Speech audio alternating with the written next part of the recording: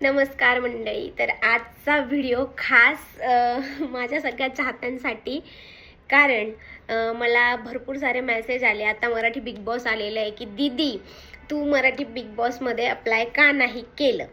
तर तुम्हाला सगळे माझे फॅमिली कंडिशन, त्यानंतर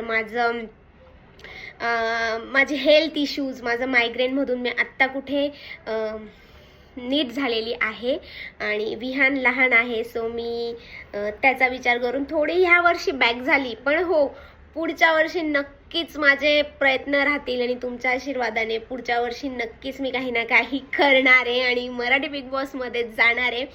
सो आता ह्या वर्षी आपला सचिन दादा, सचिन कुमावत आहे, राधा आहे, अनुश्री आहे, हे सगळे आपलेच माणसं आहे. तुम्ही यांना वोट करा आणि स्पेशली सचिन दादा कुमावत दादा, खरंच खूप खूप खूप कॉंग्रॅच्युलेशन्स की आपल्या खानदेशमधला व्यक्ती मराठी बिग बॉसमध्ये गेला आणि खूप खूप खूप मनापासून तुला शुभेच्छा आहेत आणि आमचा सपोर्ट पण राहील आणि माझ्याकडनं जेवढा सपोर्ट होईल तेवढा सचिन दादाला मी करणार आहे. तुम्हीही खानदेशची ऑल पब्लिक आपल्या सचिन दादाला सपोर्ट करा.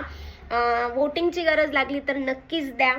आणि कांचन थोरात पाटील ह्या ताईचे मला भरपूर सारे मेसेज आले होते. असे भरपूर सारे नाव आहे, पण आता माझ्याकडे दुसरा मोबाईल नाही की मी वाचून तुम्हाला सांगू शकते. पण तिचा मेसेज मला पर्सनली खूप आवडला की दीदी मी आज मराठी बिग बॉस पाहिले आणि त्यात सचिन दादाला पाहिले तेव्हा मला तुझी आठवण आली की आपली पण खानदेशी स्टार आहे आणि मला तुला टी व्हीवर बघायचं आहे. तर नक्कीच असे भरपूर साऱ्या लोकांना मला बघायचं आहे आणि मलाही तुम्हाला मोठ्या पडद्यावर मलाही यायचं आहे.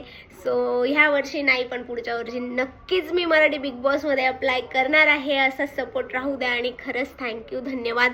आणि आत्ताच्या बिग बॉसमध्ये तुम्ही सचिन दादाला नक्की नक्की नक्की सपोर्ट करा.